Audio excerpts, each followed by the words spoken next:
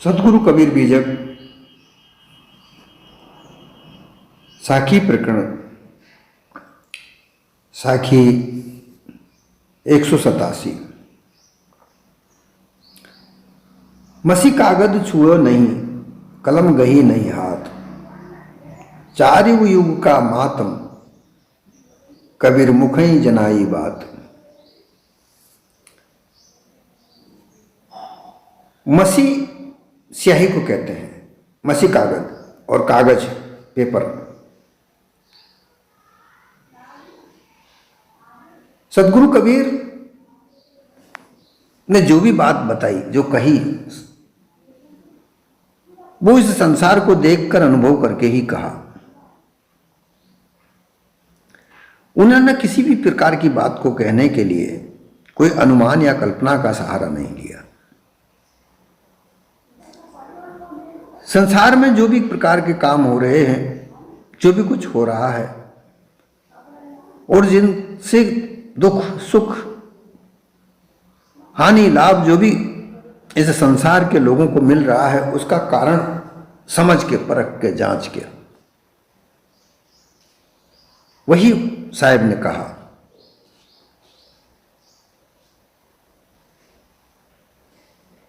उनका कहने का तात्पर्य था कि मानव मात्र के लिए, मानव की भलाई के लिए जो भी कहना हो वो कहना चाहिए, और यही साहब ने किया। साहब की यही अटपटी वाणी संसार में प्रचलित हुई और साहब को रहस्यवादी संत का रूप में इस संसार ने बनाया। इस संसार में जो भी देखा वही उन्होंने कहा। उन्होंने कुछ किसी प्रकार का कोई लेखन कार्य नहीं किया, कलम गई नहीं हाथ। उन्होंने कलम अर्थात लिखने का कार्य भी कोई किया नहीं।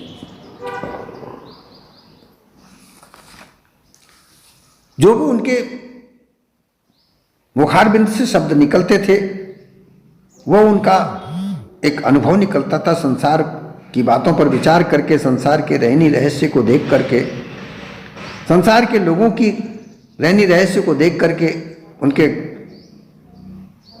कार्यों को देख करके, विभिन्न प्रकार के कल्पनावादी लोगों का इस संसार के प्रति भावना देख करके, श्रद्धा देख करके वो जो बात बताते थे उसे वो लिखते नहीं थे।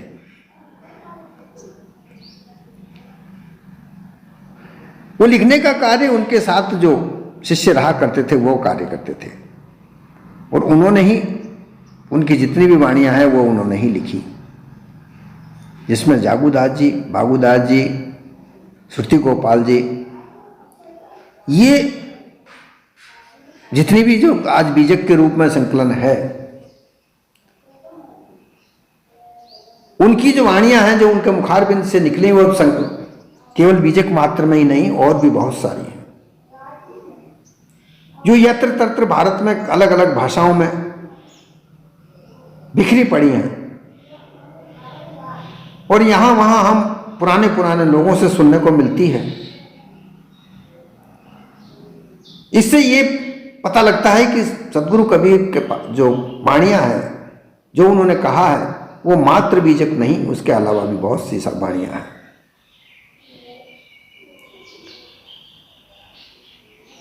क्योंकि उन्होंने लिखा तो कुछ नहीं, वो भी अपने अनुभव के आधार पर जो भी कुछ कहते थे वो लिखने में आ जाता था तो लिख लेते थे, अन्यथा उनके मुखारबिंद से निकली हुई बातों को लोग याद कर लिया करते थे। उस समय के लोग तीव्र स्मरण शक्ति वाले लोग थे, क्योंकि जब इस संसार में कागज नहीं आया था और आगे जाएं तो यहां पर भारत में पत्थरों पर लिखा जाता था। कागज था ही नहीं तो पत्थरों पर लिखते थे। पत्थरों के लेख, शिलालेख हमको मिलते हैं। जो पाली भाषा में है।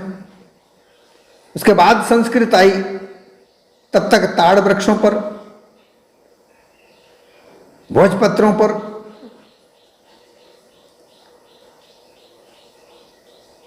इन पर लिखा जाता था।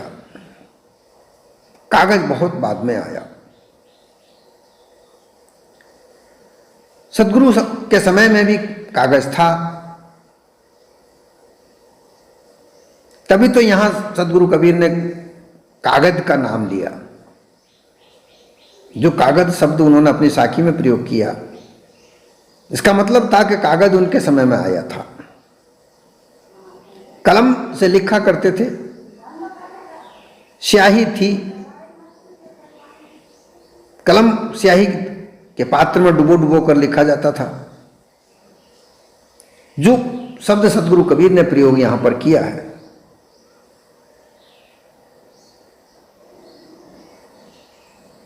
वो वहां उस समय उपलब्ध थे, परंतु उन्होंने कहीं कागज में पर कोई किसी प्रकार की कोई लेखन कार्य नहीं किया। उन्होंने तो इस संसार में देखकर, संसार के रीति रिवाजों को देखकर, संसार में मानव के क्रियाकलापों को देखकर, उसकी रहनी गहनी को देखकर, उनके कारनामों को देखकर जो भी कुछ कहा, मानव कल्याण के लिए जो कहा, क्योंकि उन्होंने जो भी कहा मानव के कल्याण के लिए कहा। कल्याण का अर्थ यहां यह है, क्योंकि कल्याण का अर्थ भी यहां पर अलग अलग लोग लगाते हैं। कोई जो ज्यादा धन कमाता है उसको कल्याणकारी शब्द मानते हैं, कोई ऊंचा पद प्राप्त कर ले, राजनेता बन जाए, बहुत बड़ा नेता बन जाए, उसे कल्याण मानते हैं। कोई सिद्धियां प्राप्त कर ले, कोई पुत्र कलत्र प्राप्त कर ले, धन धान्य भरपूर परिवार बना ले, उसको कल्याण मानते हैं। यहां कल्याण का आशय यह है कि सब प्रकार की अशांतियों का नाश करके शांत प्रिय स्थिति को प्राप्त कर ले, वह कल्याण है। साहिब के कल्याण का कार्य यही था। धन कमाने से कभी शांति प्राप्त नहीं होती। खूब धन कमाया जाए, धन के आधार पर खूब ऐश्वर्य प्राप्त किया जाए, बड़े बड़े पद प्राप्त किए जाएं, बड़े बड़े साधन इकट्ठे किए जाएं, महल दुमहले बनाए जाएं, सोना चांदी हीरा मोती खरीदे जाएं, परंतु इनमें कहीं भी सुख नहीं है। सुख इस धनधान्य ऐश्वर्यपूर्ण जीवन से अलग शांति, मन में शांति आ जाए, वहां है। और उसके लिए साहेब ने जो बात कही है उसे लिखा कहीं नहीं। उन्होंने जो भी कुछ कहा वो बात संसार के मनुष्यों की क्रियाकलापों, रीति रिवाजों, उनके कर्मों को देख करके, परख कर, जांच करके कहा। और उसके लिए उन्होंने कहीं कोई कागज पर स्याही के द्वारा लिखा नहीं।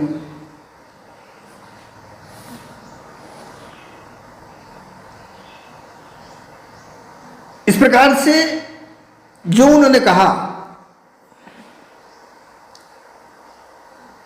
वही सत्य, यथार्थ, सार शब्द कहा। उन्होंने कहा कि जो लोग इस संसार में फंसे पड़े हैं वो काल संधि झाई में पड़ते हैं। काल से डरे हुए लोग, काल से डराया जाता है कि ये काल सबको खा जाता है। उससे बचने के लिए उपासना कांड में विभिन्न प्रकार की उपासनाएं बताई जाती हैं। फिर ब्रह्म ज्ञान, योग, इनमें फंसा करके और ऊंचाई का ज्ञान दिया जाता है। ज्ञान के आधार पर ऊंचाई, परंतु ऊंचाई से नीचे ही उतरना पड़ता है।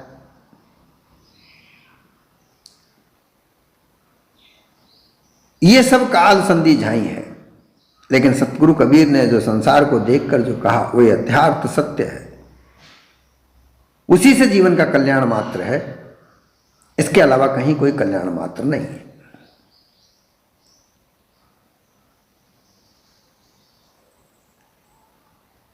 और वही बात आज सतगुरु कबीर के बीजक में संकलित है। उसके अलावा भी बहुत सारी वाणियां हैं जिन्हें समझकर जानकर लोग अपने जीवन का कल्याण करते हैं।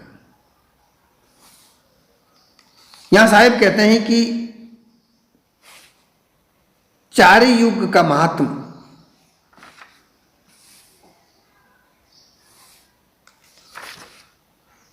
कबीर मुख ही बताई बात। कबीर साहब यहां कहते हैं कि चारों युगों की बात मैंने अपने मुख से ही बता दी।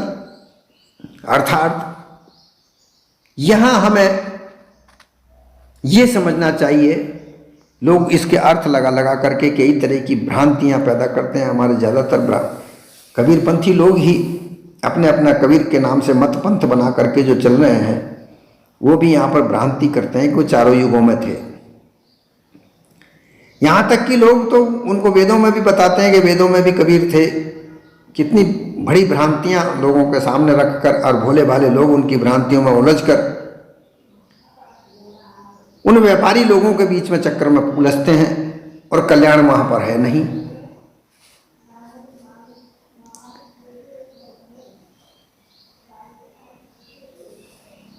चार युग की स्थिति इस मानव जीवन में ही है। जब बच्चा जन्मता है और बालक अवस्था में जब वो रहता है, तब तक उसके अंदर छल कपट पाखंड की स्थिति जागृत नहीं होती, जिसे सतयुग कहा जाता है। उस सतयुग की विभिन्न प्रकार की पंचांग के आधार पर विभिन्न प्रकार की तिथियां बताई गई हैं, उनके वर्ष बताए गए हैं। जैसा कि कल्पादि माघ शुक्ल 13 को माना गया है, सत्यायुगादि कार्तिक शुक्ल नवी को माना गया है, त्रेता युग आदि वैशाख शुक्ल तीज को माना गया है, द्वापर युग कलयुग फाल्गुन कृष्ण पूर्णिमा को माना गया है, और कलयुग आदि अश्विनी मार्ग कृष्ण 12 को माना गया है। इस प्रकार प्रतिवर्ष चारों युग सहित कल्पादि के आदि अंत के दिन आते जाते रहते हैं। एक ही साल में चारों युग और कल्प की बात हो जाती है। यहां पर इन युगों को एक साल में ही व्यतीत कर दिया, ऐसी भी मान्यताएं इस संसार में है कि संसार में ये जो 12 महीने का एक वर्ष होता है, इसी में तीनों द्वापर सतयुग त्रेता कलयुग चारों युगों को इसे एक साल में ही व्यतीत कर दिया, बांट दिया। कल्पादि माघ शुक्ल 13 को माना गया, सतयुग कार्तिक शुक्ल को माना गया, त्रेता वैशाख को माना गया, द्वापर फाल्गुन को माना गया, और कलयुग को अश्विन को माना गया। एक ही साल में चारों युगों की कल्पना भी हो जाती है। कल्पित चारों युगों में चार रूप लेकर सदगुरु कबीर स्वयं न कभी आए हैं न जाते हैं, क्योंकि मुक्त जीव का कदापि आवागमन नहीं होता। अतः मुक्त स्वरूप में स्थित हुए कबीर साहब चारों युगों में प्रकट नहीं हो सकते हैं। चार युग में वह कई बार श्री कबीर साहब स्वयं प्रकट हो, ऐसा कहना यह तो एक अबोध लोगों की मिथ्या मनगढ़ंत कल्पना है। वास्तव में एक ही सदगुरु की महिमा गुण वर्णन 4 नाम से 400 नाम से सहस्त्र नाम से बने हुए हैं, ऐसा जानना चाहिए।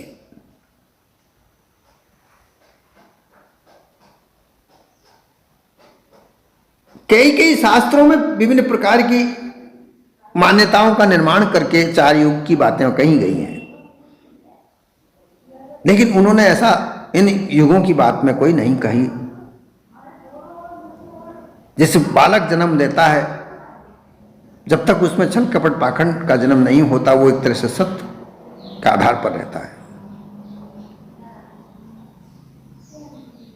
वहां पर उसके अंदर इच्छाएं जागृत नहीं होती हैं, निरीच्छा व इच्छा होता है। जन्म मरण से वो रहित होता है। जैसा कि पहली साखी बीजक की जो प्रथम साखी कहती है जैया जन्म मुक्ता आता। बालक स्वरूप जब रहता है तो वो जन्म मरण, जो इच्छाओं का जन्म मरण होता रहता है, क्योंकि जीव चेतन स्वरूप जीव का तो कोई जन्म मरण नहीं होता। अगर जन्म मरण होता है तो इच्छाओं का जन्म मरण होता है। तो जब तक की उम्र इच्छाओं के जन्म मरण तक पहुंचती है तब तक वह जन्म मुक्ता रहता है। तैया हता ना कोई, तब कोई भी किसी प्रकार की कोई मान्यता नहीं थी। और जैसे ही बालक 14 वर्ष का 15 वर्ष का होता है, उसके अंदर तरह तरह की इच्छाएं जागृत होती रहती, होना आरंभ हो जाती है, जन्म लेना चालू हो जाती है। वहीं पर त्रेतायुग समझ लीजिए, विभिन्न प्रकार की इच्छाओं का जागृत होना, फिर वो इच्छाओं को, विभिन्न प्रकार की इच्छाओं के आधार पर अपने जीवन को चलाता है, और फिर वह युवा होता है। युवा अवस्था होते तक उसकी विभिन्न प्रकार की मान्यताओं का जन्म होता है कि मैं ऐसा करूंगा, वैसा करूंगा, ये ऐसा करना है। उसके बाद तो प्रौढ़ अवस्था को प्राप्त करता है, अर्थात मैच्योर, उसके बाल बच्चे हो जाते हैं, परिवार बड़ा हो जाता है। उन परिवारों के आधार पर वो विभिन्न प्रकार की धन संपत्तियां प्राप्त करना, विभिन्न प्रकार के मतपंथों में जाना, उसका प्रारंभ हो जाता है। ये द्वापर हो जाता है, और अंत में कलयुग अर्थात बुढ़ापा घेर लेता है, और उसको उसके पुत्र कलत्र ही परेशानियां खड़ी करने लगते हैं। धन इकट्ठा होता है, उस धन को उसके पुत्र ही मांगने लगते हैं, हिस्सा मांगते हैं। भाई बंद अपने अपना तरीके से अपना अपना हिस्सा मांगते हैं। इस तरह से जो कलयुगी, जिस तरीके से कलयुग का कहा जाता है, इस तरीके की उसके जीवन में ही सब कुछ होता है। ऐसी भी स्थिति यहां पर बनती है। ये सारा जीवन वृतांत सदगुरु कबीर ने देख कर, परख कर, जांच कर, और ये चारों युगों की बात जो थी अपने मुख से कही, और लोगों को समझाया कि इनमें उलझना बेकार है, इनमें उलझोगे तुम्हारा कल्याण कहीं भी नहीं है। ये साखी में सतगुरु कबीर ने ये कहने का प्रयास किया है। कई कई लोग इस आधार पर अपना अपना मत पंथ निर्मित करते हैं, वो अपना करते हैं, लेकिन यह असल बात तो यही है कि कबीर साहब ने इस मानव जीवन को बालक रूप से देखकर बुढ़ापे तक देखा, शरीर को छूटते हुए भी देखा, और इसके बीच में जो क्या हुआ वो उन्हें पूरी तरीके से उन्होंने अपने अनुभव में लेकर और उस बात को समझाकर, परख कर, जांच कर समझाया, और समझाकर लोगों को उससे चेतन हो, जागृत होने के लिए कहा।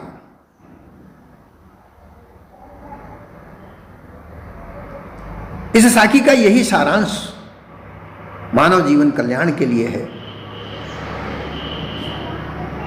कि मानव जीवन तो सबको ही मिलता है, सभी मानव जीवन को प्राप्त किए। जैसा कि तुलसीदास जी ने कहा कि मानव जन्म दुहेला। भाई मानव जीवन तो सबको हुआ, 130-135 करोड़ जनसंख्या भारत की है, सभी मानव है। परंतु साहेब ने इससे आगे बढ़कर कहा,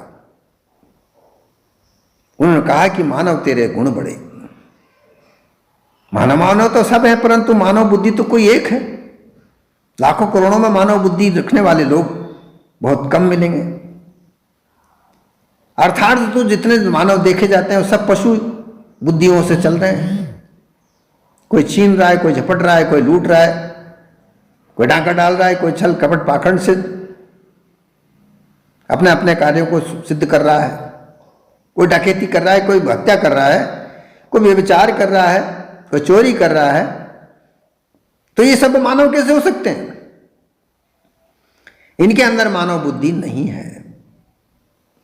ये पशुआ कर्मों के आधार पर अपने जीवन को जी रहे हैं।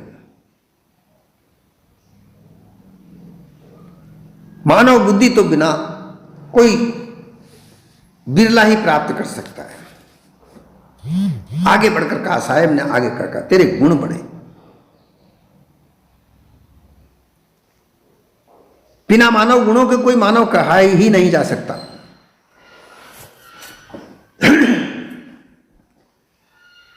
कोई धर्म के नाम पर लड़ रहा है, कोई राजनीति के नाम पर लड़ रहा है, कोई धन के नाम पर लड़ रहा है, कोई समाज के नाम से लड़ रहा है,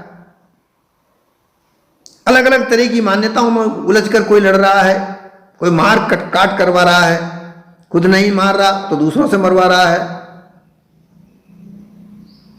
अपना वर्चस्व बनाने के लिए उसने कई कई गुट बना रखे हैं। उन गुट वालों को अपने तरफ से पैसे खिलाता है, उनको मजदूरी देता है, खुद बचा हुआ रहता है, दूसरों से कार्य कराता है। ऐसा इस संसार में चल रहा है तो क्या वो मानव है? मानव कदापि नहीं। पशुआ कर्म में उलझे हुए लोग पशु ही कहलाएंगे, जो कि पशुआ कर्म सतगुरु कबीर ने बताए समझाए। जैसा कि छाजन अपने आप को साफ सुथरा रखना, अपनी संगत बनाना, अर्थात अपना एक ग्रुप तैयार करना, अपनी एक संगत बनाना, किस तरह से चलना है ऐसा अपना जीवन बनाना, ये छाजन है। कोई राजनीति करता है, कोई धर्म नीति करता है, कोई सामाजिक नीति करता है, कोई धन कमाने की नीति करता है, ये छाजन में आता है। छाजन का विस्तार रूप से हम देखेंगे तो यही चीज सामने आती है। जो राजनीति करने वाले लोग हैं वो राजनीतियों के संगति करेंगे, जो धर्म नीति करने वाले लोग हैं वो विभिन्न प्रकार के गुरुओं की ही संगत करेंगे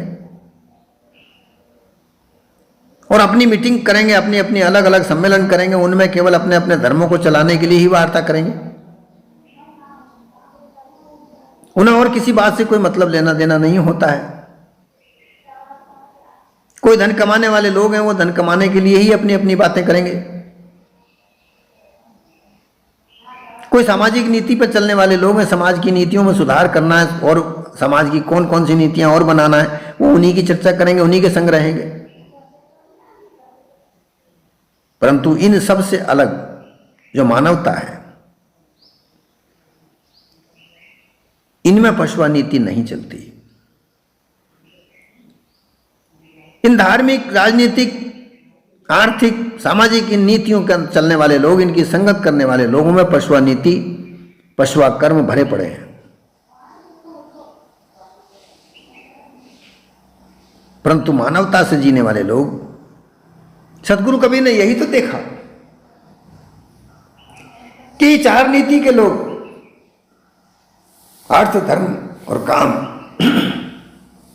इन तीन पदार्थों को प्राप्त करने वाले लोग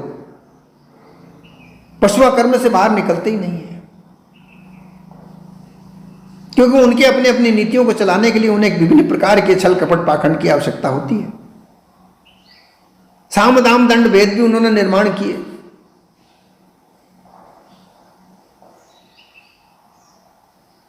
साम का मतलब होता है किसी प्रकार से समझाकर, धन देकर, लोभ लालच देकर उसे अपने फेवर में करना। दाम अर्थात किसी प्रकार से धन देकर उसको अपने फेवर में करना। दंड उसको प्रताड़ित करके, मारकूट करके, हत्या करके अपने पक्ष में करना। भेद जानकर, भेद अर्थात भेद उसकी कमजोरी क्या है, वो कहाँ कहाँ जाता है, वो क्या क्या करता है, क्या क्या खाता है, ऐसा भेद जानकर उसके साथ में धोखाधड़ी कर देना। ये सब नीतियां पशुआ नीतियों में आती हैं। परंतु इन सब नीतियों से अलग जो मानव नीति है, वही साहिब ने जानकर परख कर इस संसार के चारों अवस्थाओं के लोगों को, बालक से भी, युवा से भी, प्रौढ़ से भी और बूढ़े से भी कहा। और यही 4 युगों की वार्ता उन्होंने मुख से ही कही। इसी को समझाने के लिए उन्होंने साखी कही कि भाई मैंने मेरी बात को कहने के लिए किसी प्रकार के कोई शास्त्र नहीं लिखे,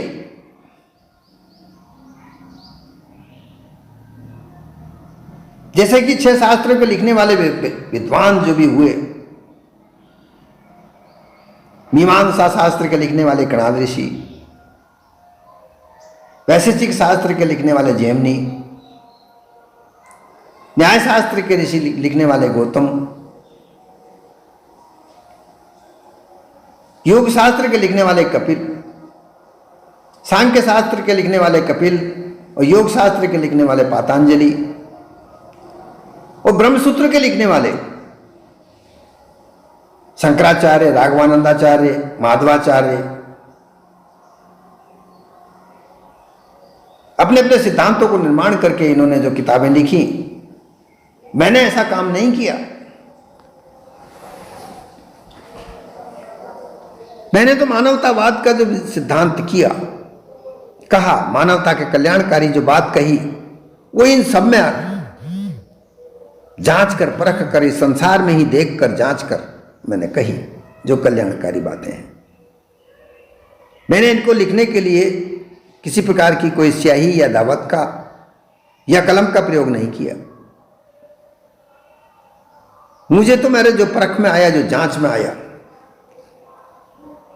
उस बात को मैंने अपने मुखारबिंद से कहा। सबको कहने का मतलब ये होता है कि किताब तो